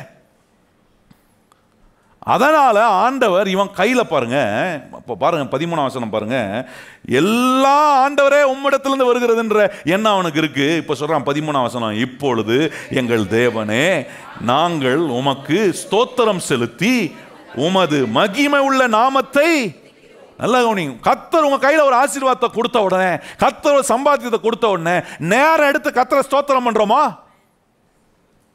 இங்க தாவீது சொல்றாரு, எனக்கு எல்லாம் உங்ககிட்ட இருந்து வந்துச்சு ஆண்டவரே, ஆகவே முதல்ல உமக்கு ஸ்தோத்திரம் பண்றேன், உம்மை மகிமைப்படுத்துறேன், அதை நீர் கொடுத்தீர்ன்றதை அங்கீகரிக்கிறேன்.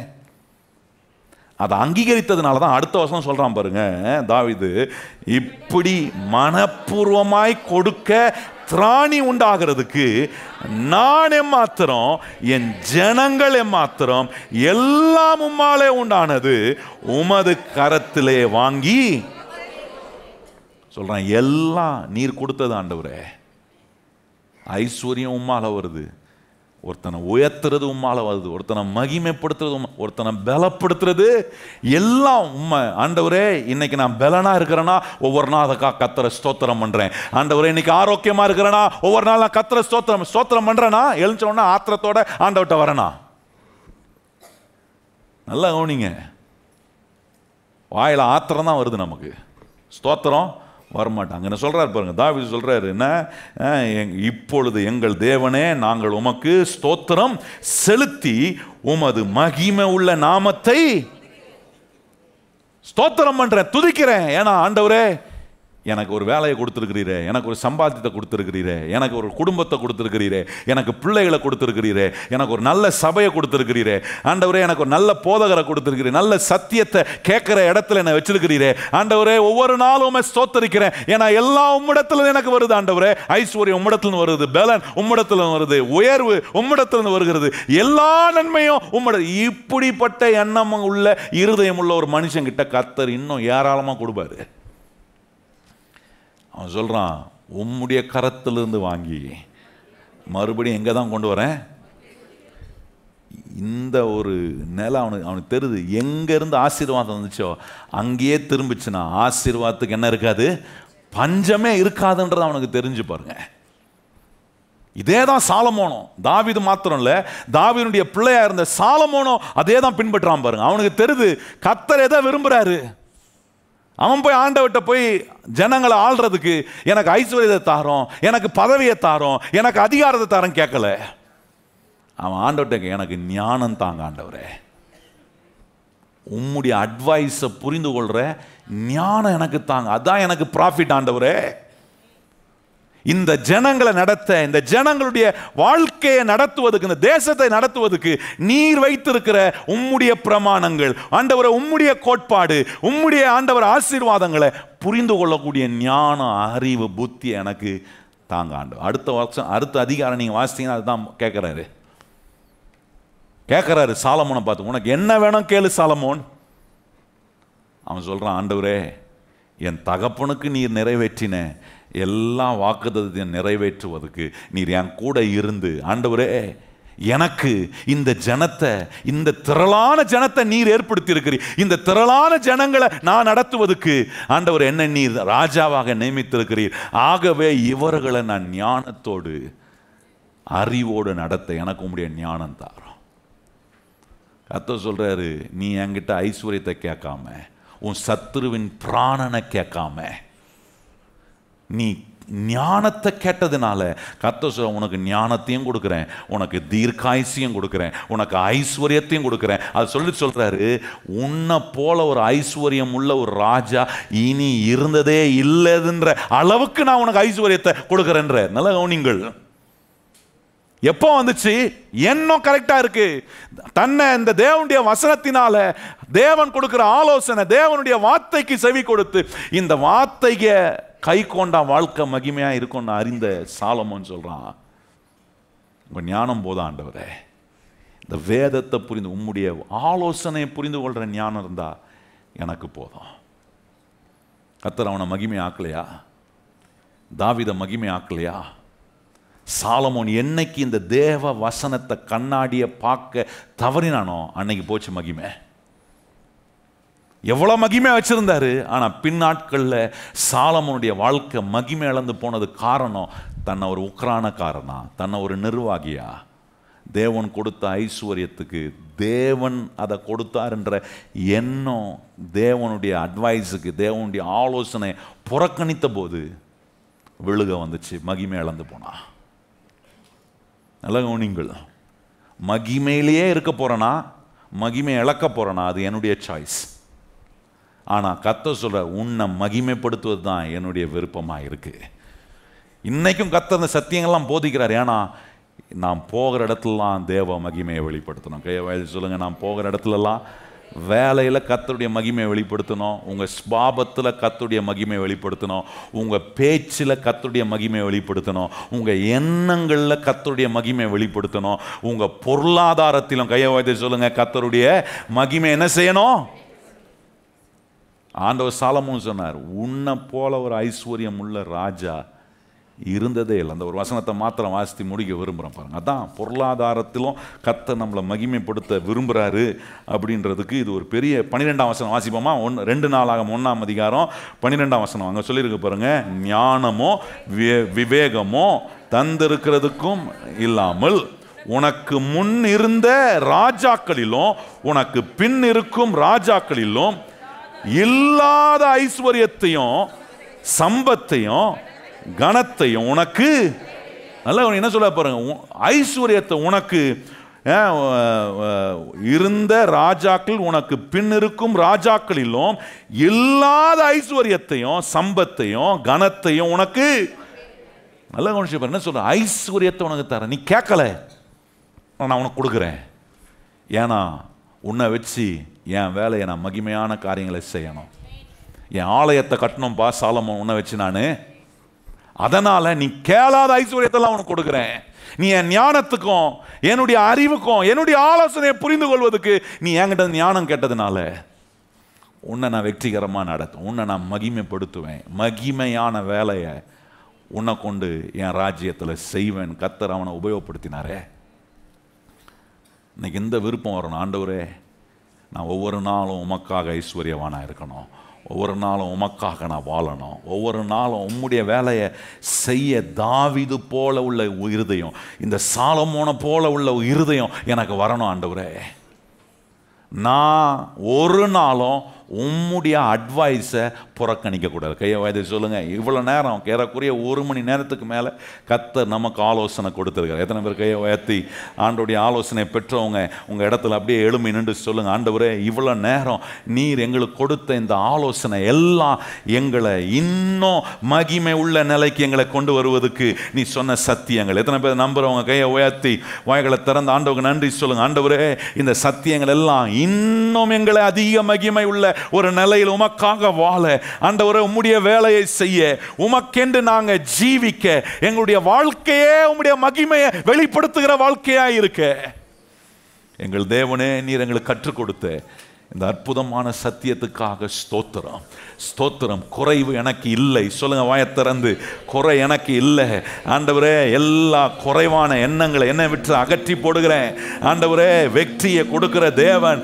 நிறைவை உண்டாக்குற தேவன், என் வாழ்க்கையை மகிமையினால நிரப்புகிற தேவன், லாபமாக மாற்றுகிற என்னுடைய வாழ்க்கையை ஆண்டவரே லாபகரமாக மாற்றுகிற என் தேவனுடைய வார்த்தை இன்னைக்கு நான் கேட்டிருக்கிறேன் ஆண்டவரே. ஒரு நாளும் கர்த்தருடைய வார்த்தையை விட்டு நான் பின் வாங்க மாட்டேன். கையை உயர்த்தி சொல்லுங்க, ஆண்டவரே உம்முடைய வார்த்தையை விட்டு நான் பின் வாங்க மாட்டேன். உம்முடைய வார்த்தையை நான் கை கொள்வேன் ஆண்டவரே.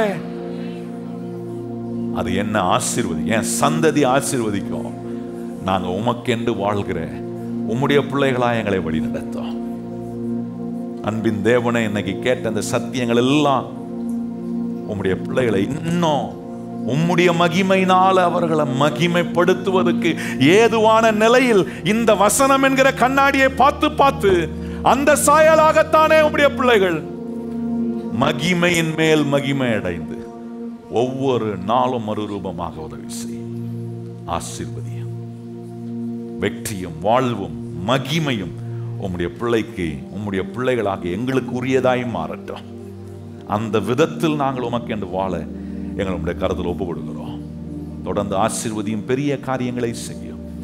இயேசு கிறிஸ்துவின் அன்புள்ள நாமத்தில் வேண்டி ஜெபம் செய்கிறோம் எங்கள் பரிசுத்தம் உள்ள நல்ல பிதாவே, ஆமென். எல்லாரும் இணைந்து சொல்வோம், என் ஆத்துமாவே கர்த்தரை ஸ்தோத்திரி, என் முழு உள்ளமே அவர் பரிசுத்த நாமத்தை ஸ்தோத்திரி. என் ஆத்துமாவே கர்த்தரை ஸ்தோத்திரி, கர்த்தர் செய்த சகல உபகாரங்களையும் மறவாதே. ஆமென்.